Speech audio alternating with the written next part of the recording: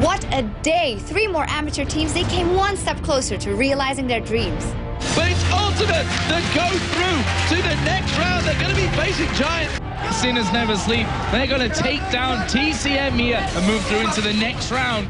And it's going to be Samurai Jeans taking the game 2-0 over at Nexus. So today, against all, Copenhagen Wolves and the Dragonborns are fighting to keep their LCS careers alive. And we, of course, have the team that secured their spot in the LCS after a 5-game epic. We played the first game, they stumped us, and I was like, wow, the LCS level is so high.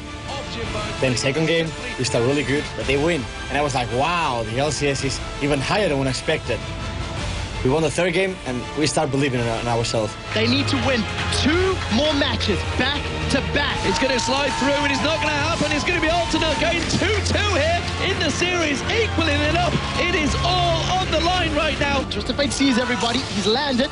Shockwave hits. Oh, Bang! the Shockwave! It's going to be Alternate going through to the summer split of the LCS. They have done it.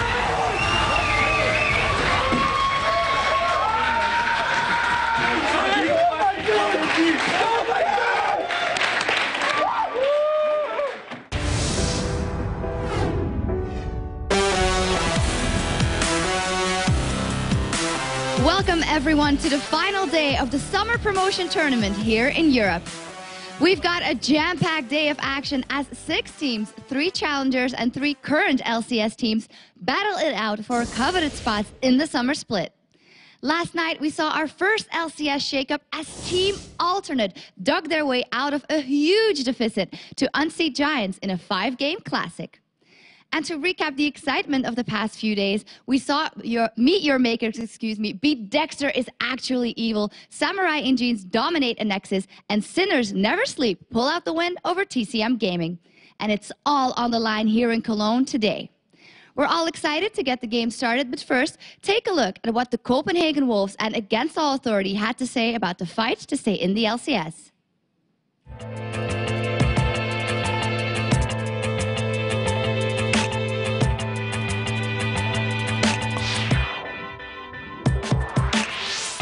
It's honestly horrible feeling to be in the relegation. I imagine their amateur teams who's in the relegation is really happy and they're like really pumped up. It's our last chance to get back into the LCS, and it's been really tense for the last 2 to 3 weeks. If we lose 1 best of 5, we might be out of a job, essentially. They say we didn't qualify. That's not really an option right now for us. But in case we do not qualify, we're going to have a look at pretty much what's going to happen in the next 4 months. Is there any offline tournaments we can prepare for? And if there's nothing, then most likely split up the team. It was really, really hard to see AAA just get disqualified, but they've been playing really well lately, and if they don't qualify again, it's going to be like really, really big shame. So I really hope they're going to requalify. During the playoff, we had a really good mood and things were going well and we were training and improving a lot. Now it's really hard for us because we have to get Zarmany in and he's doing a great job. Since I'm placing the youth, I just hope I will do as good as he did and that we win our best of 5 and stay in the LCS.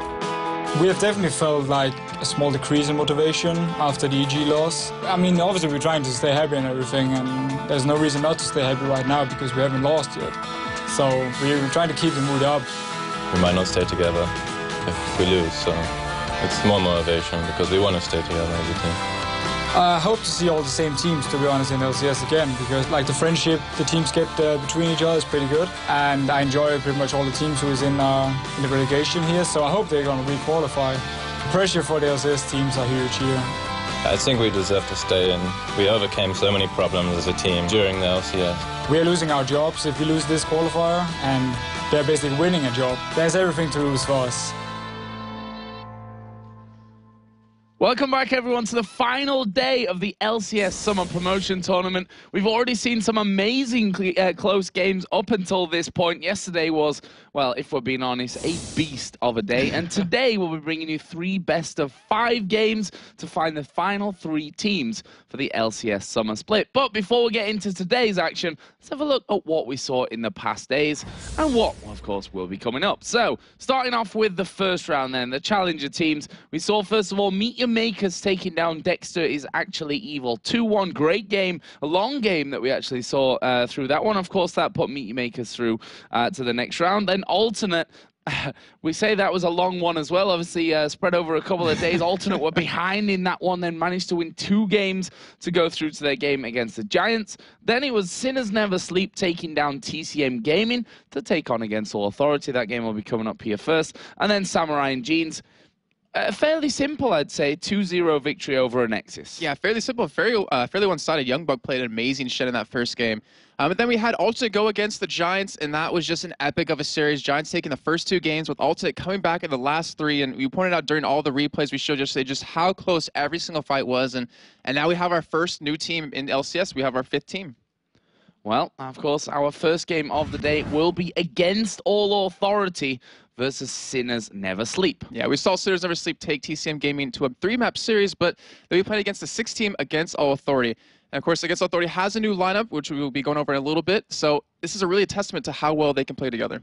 Yeah, and then obviously Copenhagen Wolves versus Samurai and Jeans. That's a really big game. Yeah, as we said before, Samurai and Jeans just absolutely demolished the Nexus yesterday in those 2 maps, but this will be their toughest challenge yet. Like, this is the team they have to beat if they want to get into LCS, or for the Wolves, it's the same thing on their end. Yeah, and I think a lot of people are touting that as the game of the day, to be honest, because of how strong Samurai and Jeans looks and how well Copenhagen Wolves have done in the second half of the LCS Spring Split. And then we'll be rounding off the day, finding our final team for the LCS Summer Split with Dragonborns versus Meet Your Makers. Yeah, this is going to be a really interesting one as well, because we saw Dragonborns, they went 6-22 over the entirety of LCS. They had the biggest losing streak after the Wolves with a 14-game loss streak. Yeah. But then we had Meet Your Makers. Like, we remember casting them back, Intel Extreme Masters Singapore, Sao Paulo. Sorry, not Sao Paulo, but they didn't look too hot. Like, I mean, we could probably both agree they didn't look too hot when we saw them play in their best of 3, but both teams really need to step up if they want to get into LCS.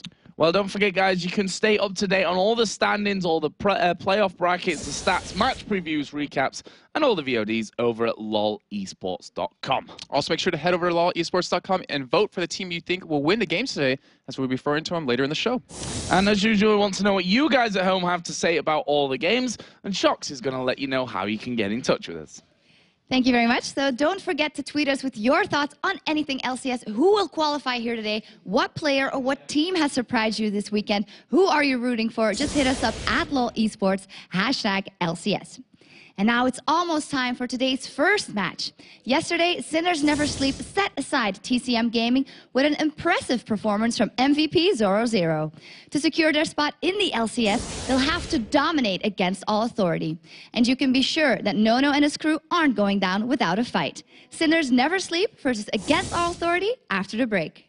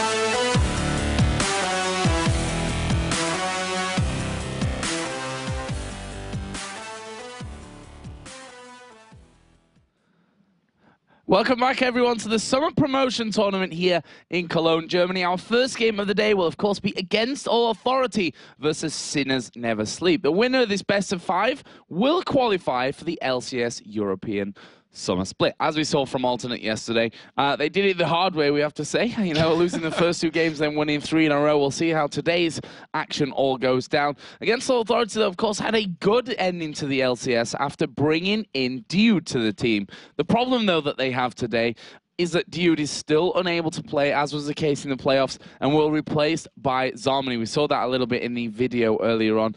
However, it's not really the most simple of changes. It's not just a case of swapping out, you know, player for player, because No is actually going to play the support role here, and Zarmany will take the AD carry role, but only if it's certain support. So it's a bit of a weird situation. These 2 guys are going to be switching around, and we don't really know what to expect from Against All Authority. That's the point here. Yeah, there's something that really scares me. It also gives me kind of hope, is that if they're willing to put No on support after how amazing he's played these last few weeks, then Zarmany must be an amazing AD carry. Like, that's what I'm thinking. That must be the mindset behind it. And that might be something that Sinners Never Sleep has to actually look forward to. And, you know, we saw, you know, No, when we had Dude finally come into the team, he could speak French to each other, and they were able to really, like, excel at their team play. I wonder if that will be the case here, if they'll be able to just come into this and not be too worried, because this is, like, going to be really hard for Zarmany. He comes into this, like, you know, first land for him, if I'm not mistaken, and what's on the line, like, that has to be a lot of pressure on your shoulders. Yeah, a lot of pressure. Maybe too much pressure. We're going to find that out, of course. It's a best of 5, so there's plenty of opportunities to, you know, change things around. One other point is, though, that it makes things harder for Sinners Never Sleep to research Against All Authority here. They themselves have now had technically 2 weeks off because they didn't, of course, play in that playoff game against SK Gaming. So we'll see how Against All Authority come into this game. Sinners Never Sleep managed to get into the Summer Promotion via those Go for LOL online series cups. That's where they qualified. They proved yesterday with that victory over TCM, though, that they've got a lot of promise, and you know, today is a big opportunity for them. They're against an Against All Authority team who have struggled. They got better at the end of the season, but they have struggled, and I'm not sure how this whole change is going to affect them. Well, one thing they do have to at least look forward to is that Alternate already qualified, so they know that it can be done. LCS teams can be beaten. You could see the Challenger teams come into LCS and finally experience that. But, you know, in their matches versus TCM Gaming, we had Tabs who, you know, went from mid lane from Millennium to the AD carry. Did a phenomenal job, I have to say. Like, that transition worked out very well. They struggled in the first game as TCM ran that double AD kind of composition with Answer Fresh running the Nunu, just roaming around into the lanes, but the pressure that he created, it didn't really, didn't matter too much in terms of game number 2, where Amsterdam Fresh was just always in the enemy jungle. They were able to come back. They were able to hold on. And that kind of is a testament to how good they are as a team, is that they can just they can just forget about that and then just look into the rest of the game. But they're up against All Authority. Even I did it. But they have 10 weeks of LCS experience. Like, that has to be also like a huge factor in this, like a big looming thing to know. There's definitely no way that you can underestimate what that 10 weeks has done. Yeah. Because it is, if nothing else, a very good practice regime every single weekend, hours every weekend, plus the preparation that goes into it. It's definitely raised the bar here in terms of, you know, performances and the general skill level of League of Legends in Europe. Yeah, I completely agree with that. We talked actually back in the qualifiers for the spring split, wondering, you know, we have the 4 teams, you know, that we pretty much the 4 teams you heard about entirety of Season 2, Gambit, SK, Fnatic, EG, and you're wondering, will the 4 teams that come in be able to really battle them? Will they be able to keep up with them? And we talked about the skill floor rising up, and it clearly did. Yeah, and the ceiling is somewhere up there, which I'm not sure when we're going to hit. We probably never will hit the, you know, the best of the best point. Things are just getting better and better and better as we go along. So, with all that said and done, let's have a look at the lineups of both of these teams coming in here today, starting with Against All Authority. Now, we've got Freddy122 in the top lane. We've also seen him moving around in the middle lane, so that's what throws Against All Authority really into question here, because of the switches that they've had. Virtual in the jungle, that's one thing that is for sure in this game. Probably the only thing actually in the lineup, you know, a definite role. Slayer, mid laner. Now Zarmany and No, we've already said it. Zarmany has been touted as the AD carry coming in. No moving to support since Dude can't play. We've picked out No here as our star player, or the key player, I think we should really say, because his role today is going to be everything for Against All Authority. If he's moving to support role, even if it is just for some of these champions that come out there, he's got to be on the mark. There's no doubt about that. And the funny thing is that if he's playing support, Zarmany has to be on the ball as well, because Nono has shown that he's up there with the best of the best when it comes to the AD carry role. Yeah, I mean, we've seen Nono be under pressure before in LCS. When Dude came to the team, he like rose to the occasion. You saw how strong he was in AD carry. His agile was just ridiculous. But Zarmany, he's got to meet up with that. And if they're actually going to pull up that switch, it's all that pressure that was on Nono goes straight to him, and he has to be able to step up really well. We mentioned, the whole language barrier, which shouldn't be too much of a problem here, hopefully, for them. And they'll be able to work around that. As we saw, when it was Nono Corrales, they didn't seem to work out that well. It didn't do too hot in the beginning of the season. But like you said before, they've had 2 weeks to practice. They've had 2 weeks to prepare for this, and I expect that to really be a good thing for them in terms of being prepared for this matchup. Yeah, and of course, Nono, had his time of being very, very aggressive, had his passive times as well. So really interesting to see how that changes into the support role for, by now, a very seasoned AD carry. Now, every AD carry always likes to say, come on, guy, you're not supporting me properly. So we're going to maybe see today how that AD carry goes into the support role and is able to do that. Let's have a look at their opponents, though, for this one. Sinners never sleep. They came through their game with a fantastic win yesterday, and their top laner, we've highlighted him here, was the MVP yesterday after some really strong performances. That is Zoro0 in the top lane, Nunia in the jungle, Nuke Duck in the middle lane, Tabs as the AD carry, We Will Failure as a support. Yeah, Zoro0, his mouth fight yesterday in game number 2 versus TCM was just like the deciding factor for him to win the game. It was so perfect. Every time he would always hit the AD carry, if not hit 3 or 4 members of TCM, and really create an opportunity for them to win those games. And his shape and pool in the top lane, it's worked out quite well in terms of, having Shen and Darius. Like, he can play a lot of tanky top lanes, which is really hard to go up against, and it really forces more of a team fight-oriented team, which they're able to pull off. And, you have to give a little bit of credit also to Nuke Duck yesterday in game number 2. He was like 9-1-11 on Ahri. It was just fantastic play, and that's why we've seen Ahri banned out quite a bit over the entire of this promotion series. So the team, I mean, in general, they made their stand yesterday, and they've shown that they can be a team to beat here. Yeah, and, I think a bit of pressure's off them as well in a way. Obviously, there is still a ton of pressure there, but because you come through that first game, that's where, from my eyes, the amateur teams, that was their stumbling block almost. The first game in the series, a best of 3, on the stage, new to most of these players in terms of a situation that they're going to be put in. And once you get through to these best of 5s, then I think a little bit of at least the pressure of the atmosphere here in the studio and playing under the lights and, on that pressure situation is taken somewhat off from you. But for both of these teams, that pressure is definitely on. And one best of 5 is going to be deciding who will be moving through to play in the LCS split in the summer. It's all about their dreams, all about a job, this best of 5. One team will be going through, will be playing those 10 regular weeks, maybe even more if they do well. But one team is also, unfortunately for them, going to be going home. Let's see how the teams are coping before we get into the match. I think Sinners Never Sleep are quite a good team. AAA is a pretty strong team, but they have a lot of trouble. It's all or nothing for us, and it just adds a bit more pressure because we might not stay together if we lose. That AAA had a lot of substitute is definitely an advantage for us because your whole strategy has to be adjusted to a new player. They said that Nono would be the support, but if that's what works the best for them, then I wish them good luck. We have to win it. Yeah, I think we deserve to stay, and we overcame so many problems as a team. We just have to try and get our champion picks and win our way.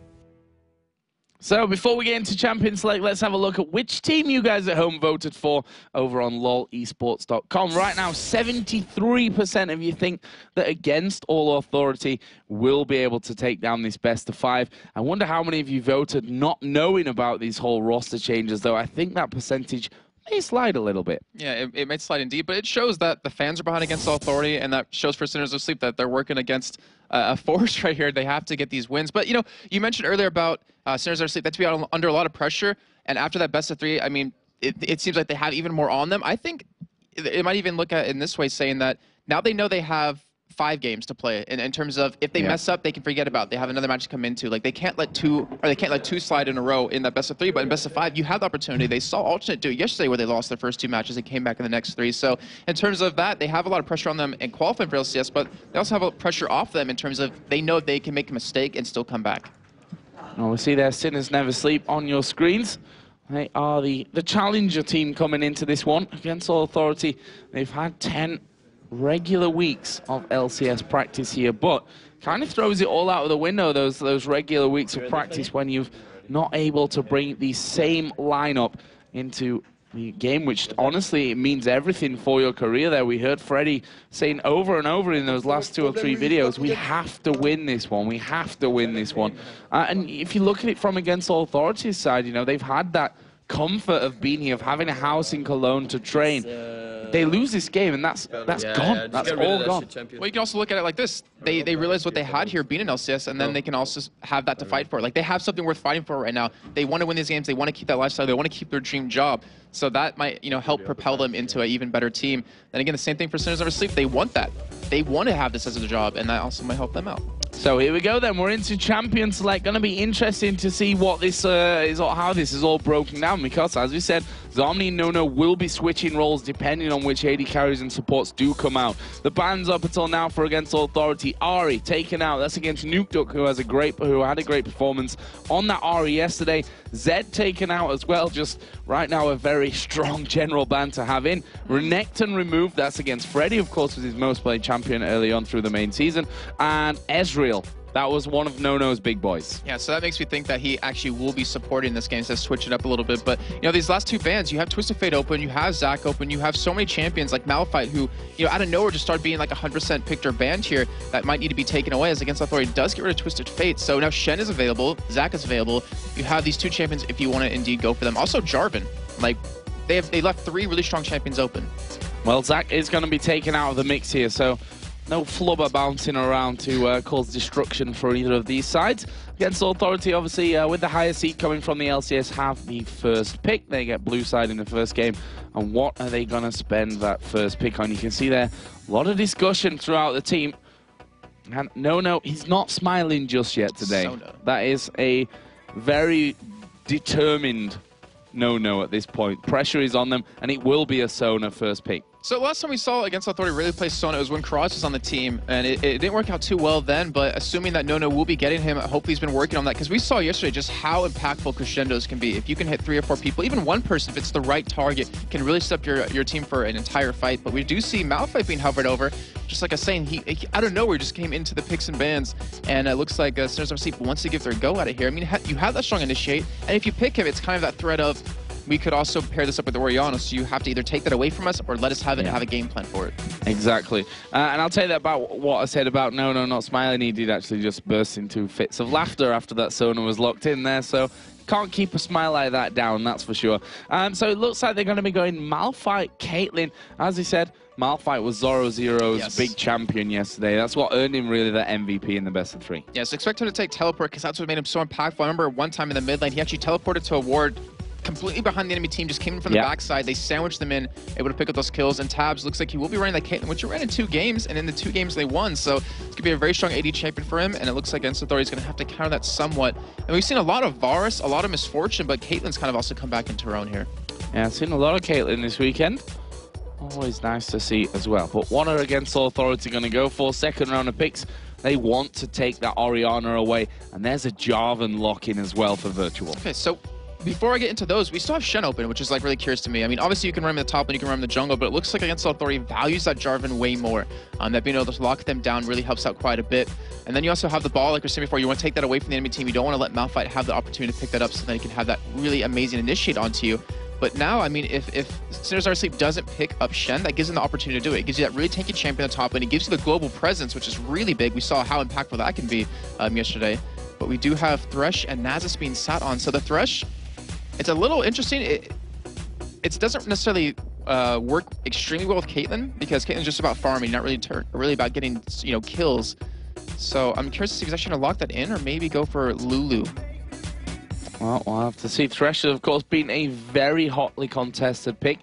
Been banned most of the time, actually, and when not, has been picked up. And we will see Sinners Never Sleep locking that one in. So we will be playing the Thresh. We also have that Nasus in here for Nunia in the jungle. Now, over to Against All Authority there for their final round of picks. We've got Sona, we've got the jungler for Jarvan, we've got the mid lane there with Orianna. So we're looking for an AD carry and a top laner here, most likely coming out from Against All Authority. That Varus, who has been so hotly contested, has made it through here to the final round of picks. And it's a really good pairing with Sona as well, if you want to go for that. But we also have Elise open, which is something that Freddie does play in that top lane or mid lane, wherever he decides to go in the end, to be honest, which is a strong champion. We saw yesterday that she does quite well. But they're taking their time here. I mean, you can see that they're taking this very seriously. Like, they want to win just from the first game and on. I almost expected more of a Shen pick there, to be honest with you, with the fact that he has been left open in that one as well. And you know, Shen with the ball on, taunt right into the group. That's another way to get that ball delivery system in place. But it is going to be Elise, as you said. Freddie has played a lot of Elise so far. He's second most picked champion actually overall, and the AD carry will be Misfortune. So let's see who's going to be playing Misfortune and who's going to be playing Sona. Yeah, that's going to be the real thing to find out. But look at Against Authority's lineup while we still can, waiting for that last pick to come in, is that they have a good ball delivery system with Jarvan, but they also have just so much damage on the team with the bullet time, with the Orianna ultimate, which we saw Pharrell and Laura just show you. There's 3,000 ELO Orianna, just how much damage you can do with her. Not to mention Elise with the percent damage. Like, they have a really good team composition right now. They have good protection. You look over at Sinners Never Sleep. We haven't seen Cassidy. We talked about him quite a bit. And usually when you're on the red side, you can always afford to last pick him, and they might actually be going for him. So they have like a little bit of a roaming composition here with Cassidy if it does get locked in. Yep, Cassidy is still there, and that time ticking down, so kind of expecting that will stay in place now for Nukeduck in the middle lane. As we said, he played, I almost feel that Cassidy is going to fit Nukeduck really well. We saw how he played with Ari yesterday, another really mobile champion, and it will be that Cassidy in there as well. So that's managed to sneak through. Let's run you quickly down the two lineups then for both teams. For Against All Authority, going to have Elise top lane, Jarvan in the jungle, Orianna in the mid lane, and a bottom lane of Misfortune Sona. And it looks like it will be No that's going to be playing Misfortune, unless they are just trying to throw people off here, and we'll switch that up in the last seconds. For Sinners Never Sleep, it's going to be that teleport Malphite again in the top lane for Zoro Zero. Nunia on Nasus in the jungle, Nukeduck with Cassidy in the middle lane, and a bottom lane, or a duo lane, let's put it that way, safer, as Caitlyn and Thresh. So, see, there's a big problem developing here if you look at just the two lineups. So, for Sinners Never Sleep, you have the mobile Nukeduck on Cass. We saw him yesterday on his Ari against an Orianna, just how good he is at it and dodging the ball and able to escape. Then you also have Caitlyn, so you have two big damage dealers that are very mobile or very far range. So the ball that comes in or the Jarvan ultimate, it's going to be very hard to land into the back line unless you build really tanky. You have to be able to survive all that damage.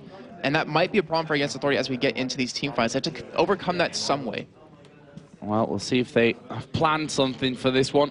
You would expect it. They've had 2 weeks off technically here. Not sure really how long they've had with Zarmany to practice everything that's coming into this one. There's We Will Fail as Bear again, which yesterday did bring them enough luck to get them through that best of three. Of course, a 2-1 victory for them. We Will Fail loves the camera. We already noticed that one.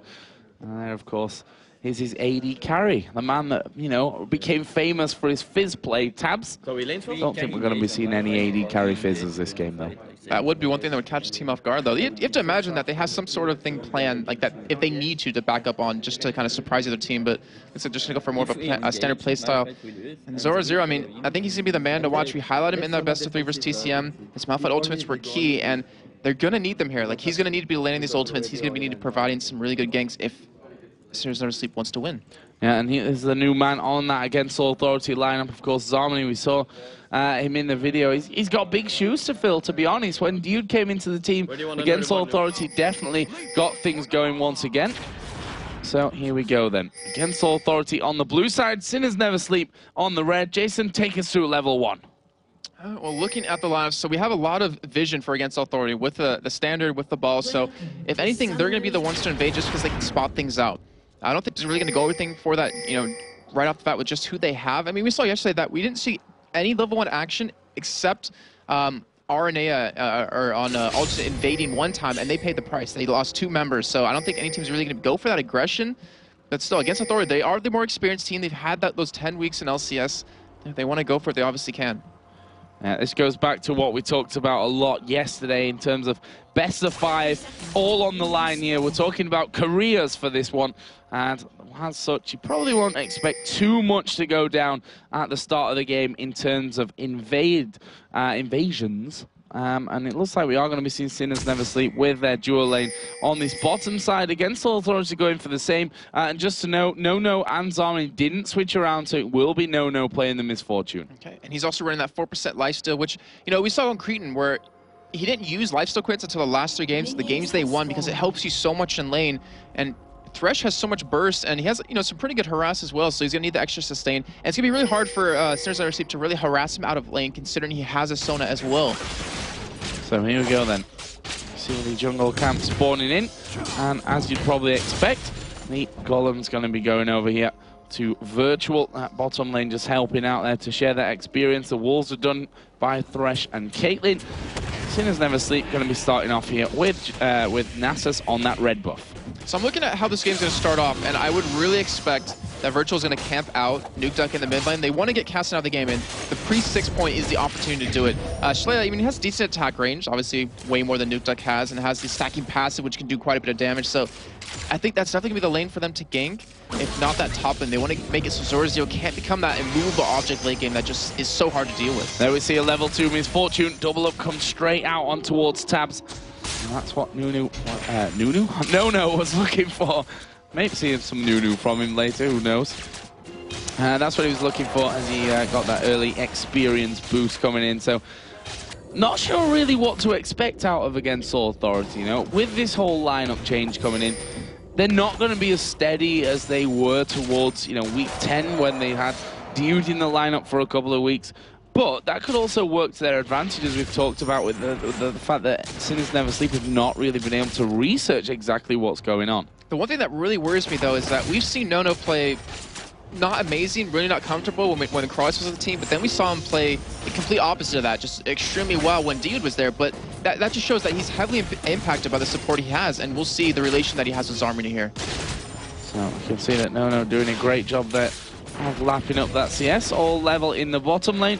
Actually, Nuke's doing a really decent job at this point to stay level with that Orianna. Of course, as a melee champion, definitely not easy to keep up in that one, especially against someone like Orianna, whose auto attacks can really start to sting.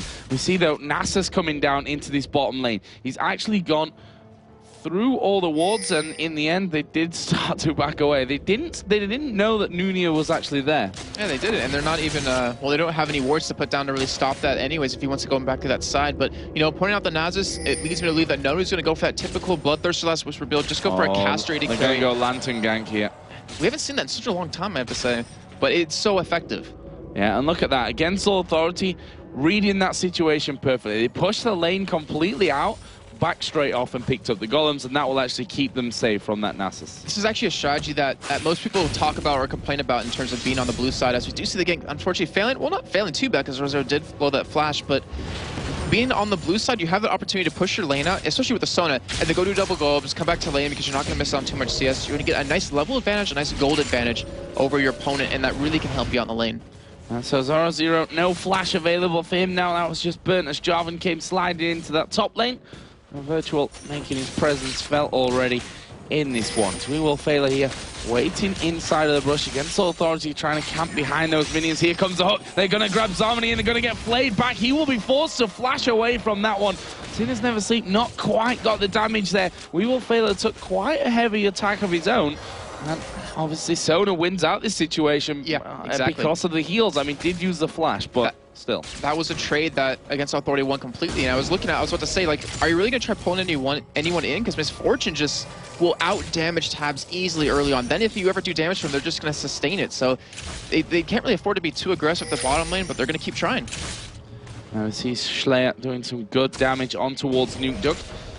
Almost forcing him out of lane. Nuke Duck going to have to burn through all those pots that he's been picked up there.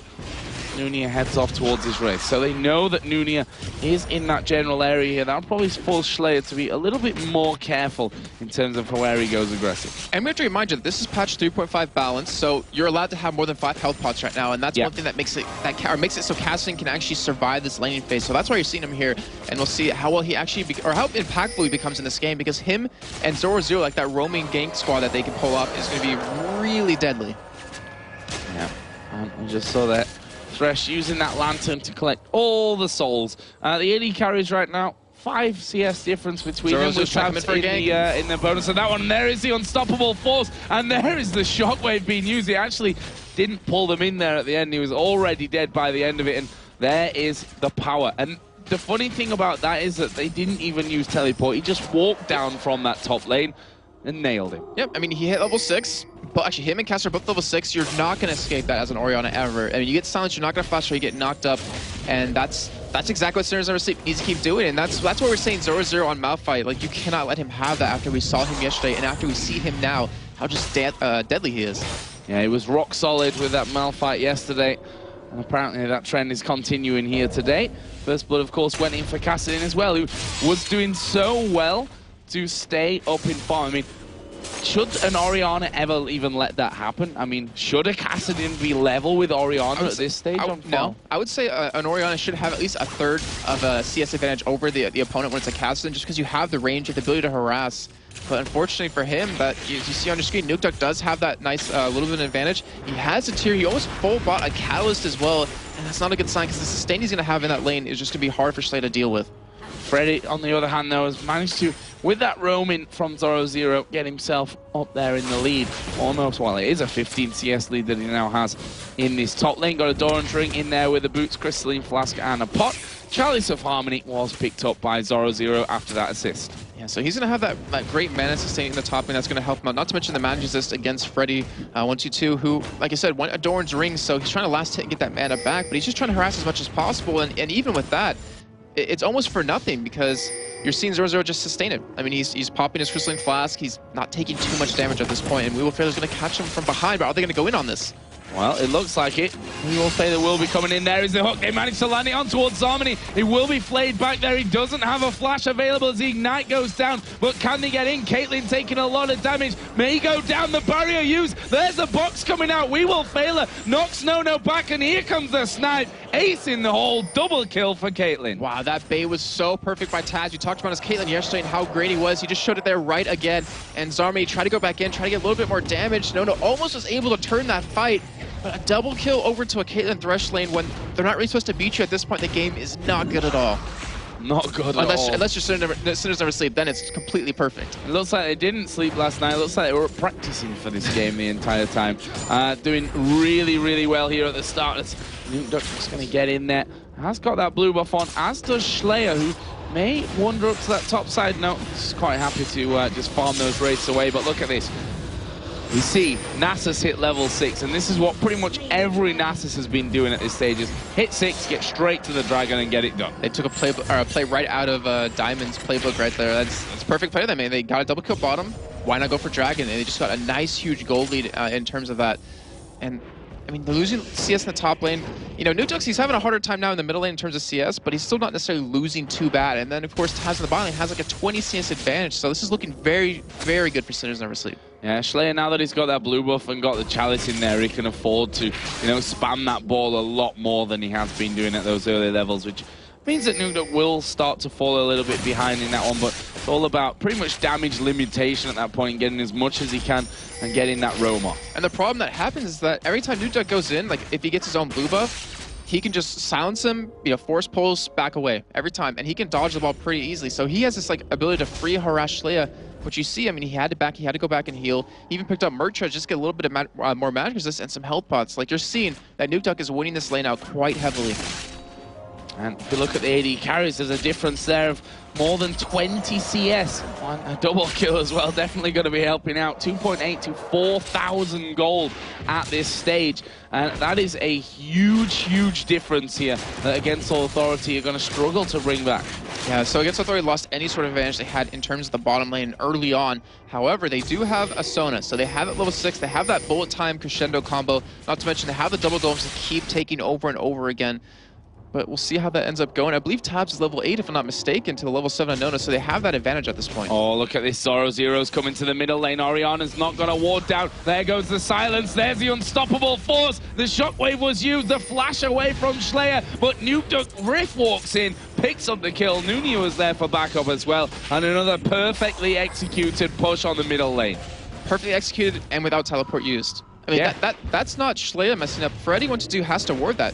Like, he has to give them that vision of him ever leaving his lane, or he's going to keep doing that over and over again. And when Orianna is like the crucial member of your team, we saw it back when they played Gambit, you need Schleyer to get farmed. You need him to get some kills. You need him to get to that point where he can really hurt the enemy team, and he's not able to do that. They're doing such a great job of shutting him down. What Zoro0 did, that was so amazing from him. He was told, I'm sure, that ward had gone down there in the river brush, and he came through the jungle the whole way around the back of Orianna.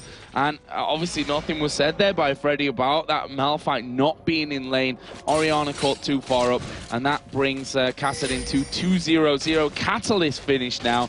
Blasting one picked up, and of course that tier from earlier. That's a scary Kassadin already. Just hearing a Kassadin have 2 kills 11 minutes in is enough to make me shake in my pants, because he roams so well. Like, he can create so many kill opportunities, not to mention the bottom lane where you have a squishy Sonya, you have a squishy Misfortune, and even at least in the top lane, like, he has any lane he can gank right now, and he just does so much damage. He's going to have that run of Aegis done really soon, and he's going to be extremely tanky. He's going to have the mana to walk around and really start to roam very soon. Yep, and we saw Jarvan there coming down into the bottom lane for Against All Authority. Virtual, though, was on top of a ward, and they're not going to fall for that one. Ward was spotted being put down there in the top side of the brush, so Sinners Never Sleep wanting to keep full vision of that one. And now they try to defend their turret here. They will be able to clear out quickly as Virtual going to get hit. The bullet time actually coming in there, and not really scratching the surface at this point. Yeah, so you're seeing Against All Authority, they're trying to go for like 3-man pushes because they know they're behind in terms of how the game's going so far. So then you create opportunities somewhere, and the bottom lane was it right there for him. And Joe, I'm a little bit surprised by Virtual. He hasn't really created any opportunities for his team. Like, we know him as being a jungler who can really get some ganks up early on, but you saw Nuke Duck. He wasn't really even punished in the beginning of the game in that pre-6 point. No, and that was the point where he was right in there with the minions, auto-attacking them down to stay on level with CS. We already talked about that one, and it is right now bang even with the creep score. And if you look at the items, there's a stark contrast between the two. Freddy actually is going to be coming into this middle lane, but there's the beauty of the Kassadin. You just rip walk away, and Virtual actually comes in. Virtual may pay for this with his life. There's a command protect, which will keep him healthy.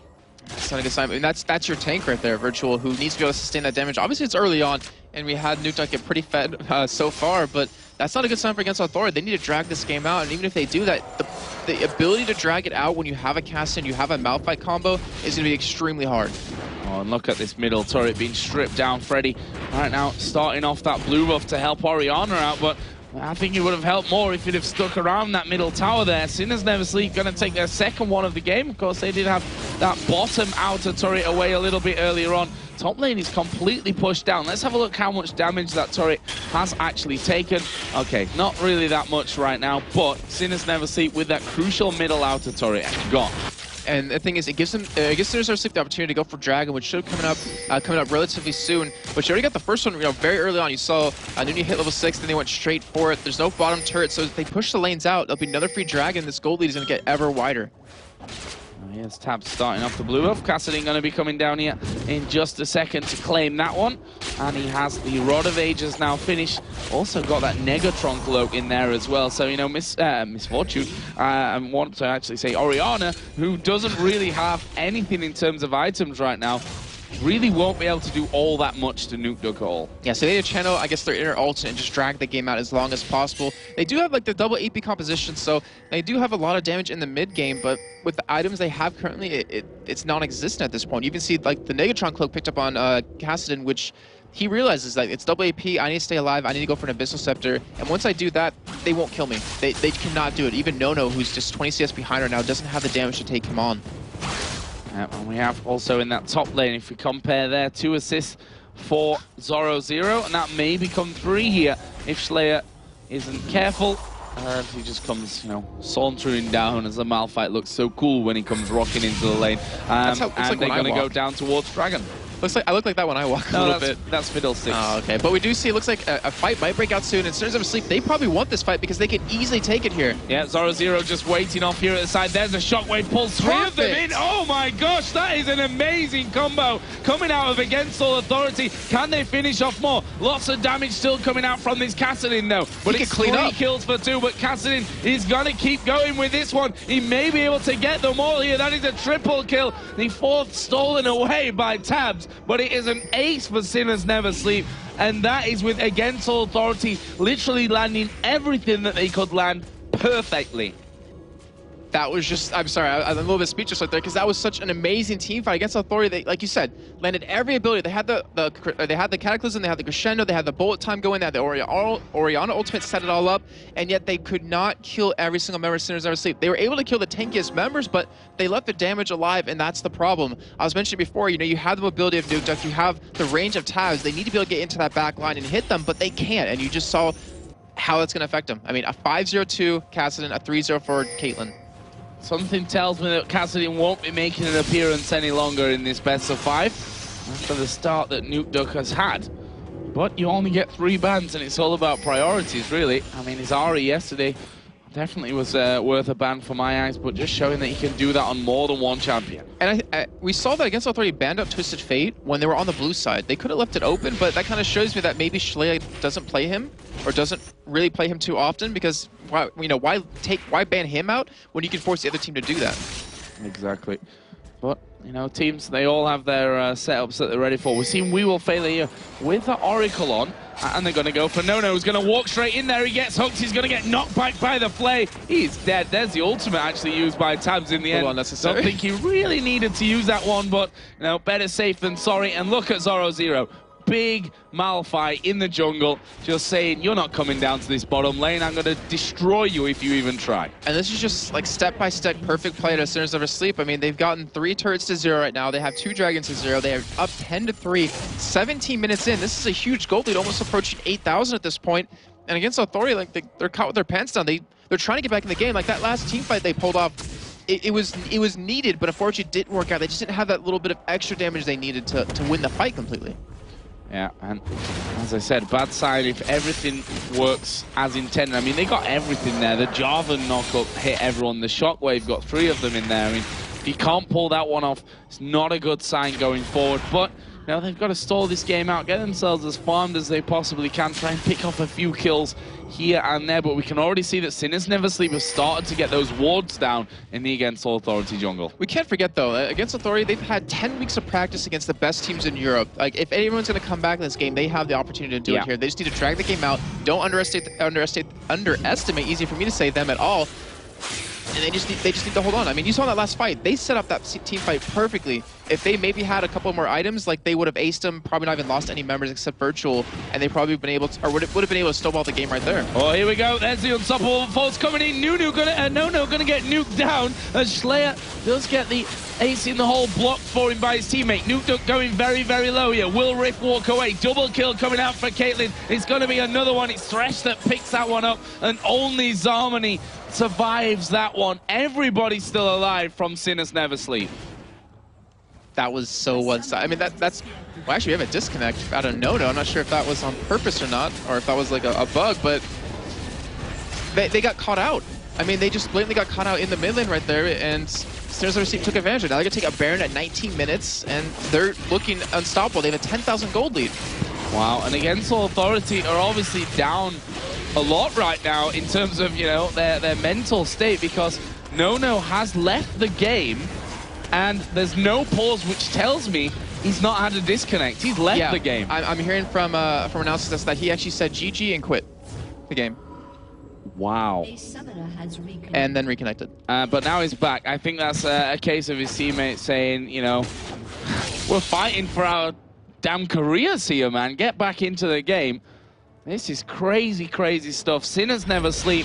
You know, they're up anyway.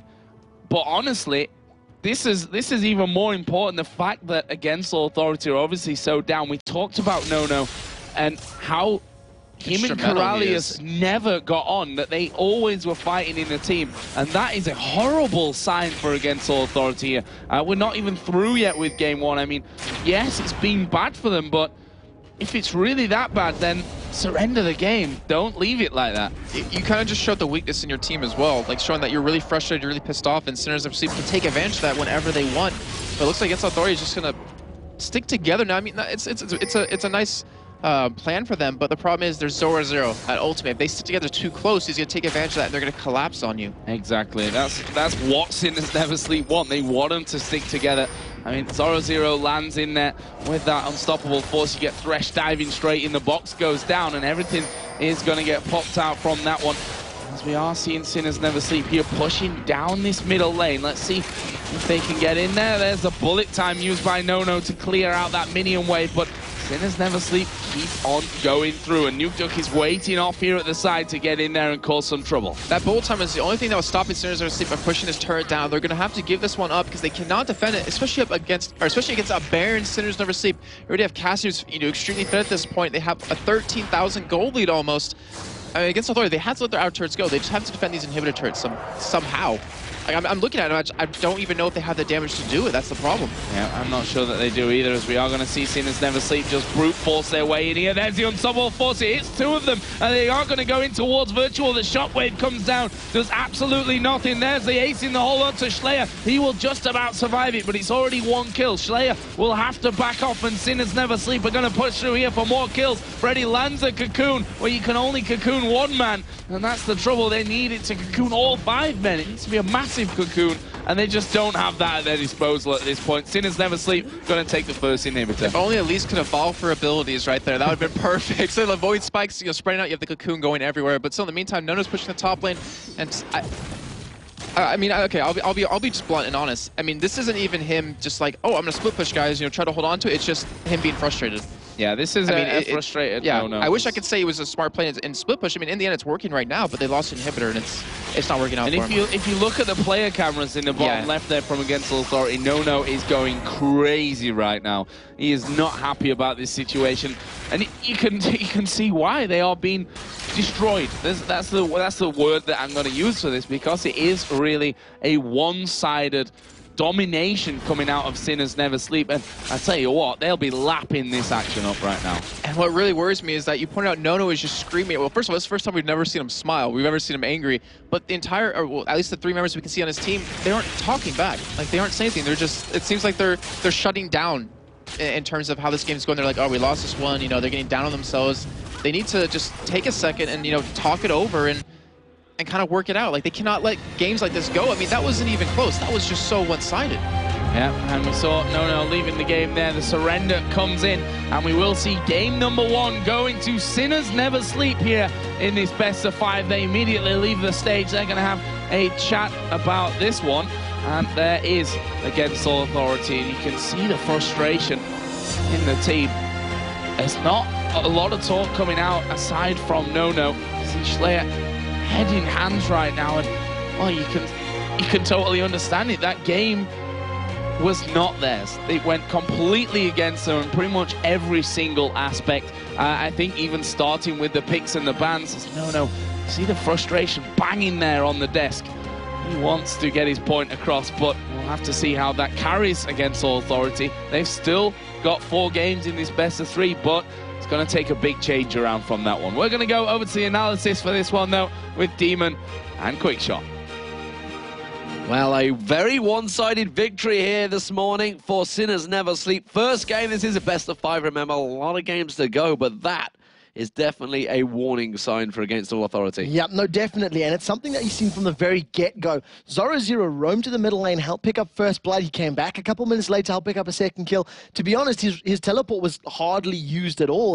He simply had better map presence than Against All Authority. Walking through the wards, the communication wasn't there, and AAA, with those 2 weeks off with a new player in the lineup, they are looking very shaky right now. They're looking very shaky, and Sinners Never Sleep. They just took advantage of every single chance they had, looking dominant. We're going to go into the replay, and it was, of course, around about the dragon area, the river, really. It wasn't over the dragon, essentially. It was just a straight-up fight, and it was Against All Authority that set it up perfectly. So, in terms of setting up this particular replay, the game has gone through, Sinners Never Sleep already have a 4,000 gold lead because of all the kills that they were picking up. And because of those kills, they were able to out-CS. And you heard Joe and Jason talking about how Castellan was doing so well. He is one of the key members of this replay. Let's jump into it. It is approaching the 19-minute mark. And you'll see that Against All Authority have grouped up. They're about to challenge for the Dragon, which has been started by Nunia and Tabs. So we'll slow this down to half speed and start it out. The one thing that I want you to pay close attention to is the skill shots from both Freddy and Schleyer, because when they're aimed at Nukeduck, Cassidy, the man who cleans up, they don't hit the right targets. So the setup is great for Against All Authority, even though Nukeduck is off to the side. Take a look at that. 3-man Cataclysm, Knock Up, and Crescendo. There is one flaw here. The crescendo landed while they were still in the air. They could have chained that and got an extra half-second worth of crowd control. And very, very importantly, Nuketuck is waiting in the wings. He has not been touched. So, because of that half-second difference, Zoro gets out of his ultimate, and just look at all the damage that Nuketuck puts in when he joins this party. Everybody goes low. Slayer flashes to pick up the kill. The Cocoon misses Nuketuck, and he's going to Rift Walk over the damage here from Nono. And you see how low he's going to get taken by both Freddy and Nono, by Slayer rather. If that Oriana command, attack or dissonance could have hit, they probably could have picked that kill up and maybe avoided getting aced, maybe getting 1 or 2 more kills in that engagement. And it was just a matter of under that much pressure when Cassidy's diving at you, not getting the Cocoon, not getting the attack, and it cost them. Yeah, and credit to Tabs, actually, for getting straight out of the back of that Cataclysm. He used his 90 caliber net. So, cleanup crew was there, and it was a devastating performance. A surrender coming very, very early on for Against All Authority. There's not a great deal else to talk about that, but we could look at possibly the picks and bans. So, in terms of the picks and bans, first of all, Castaner made it through. And Castaner, we talked about yesterday, and we're saying how, he could have been picked up on a number of occasions, and we just didn't really see it from a lot of these amateur teams. He was banned a lot against Giants, of course, It was targeted against them. It's something we do see against Exeter. But, it's one of those picks where we were seeing a lot of Ari, which is Yes. I'm going to go out on a limb and say a little bit more of a solo queue champion than somebody like a Caston, who is required to wait in the wings, to wait around the side, and then play cleanup crew once the rest of the team have actually played through there. In terms of bans, Ari Z and Twisted Fate were taken out. And again, we were like, well, if Against All Authority on the blue side and they're banning TF, it's almost like a wasted ban. Yeah. Shen, untouched. He made it straight through. So there's a lot of things that could have gone right for them. If they played the likes of a Shen or a Twisted Fate, they could have countered those lane ganks and those lane pressures that Sinners Never Sleep were applying. And again, we saw Zoro getting onto Malphite. Now, that's something that was a questionable decision because of how dominant he was yesterday. And as soon as we see that being locked in, you and I both looked at each other and went, that's brave. Like, that's really, really brave. They've got a pretty hard initiation team with an Elise, with a Job, with an Orion that's going to go in there. And Malphite's just going to knock you up in there and say, well, now what are you going to do? We're going to, sort of stun lock you in the air. So there was, good and bad points to both of the compositions, but it was really, it all went wrong in the laning phase. And I think regardless of what gets picked or banned in the next matchup, Against All Authority will need to make sure they focus and they bounce back. I mean, you've seen how animated Nono was at the end there. There are troubles after that game, and they just need to clear their heads. If Alternate can bounce back from 2-0, these guys can. Yeah, it's trouble in signs, but we will, of course, be going to a break, and after that, it will be the second game of the series, Sinners Never Sleep versus Against All Authority. Don't go anywhere, guys.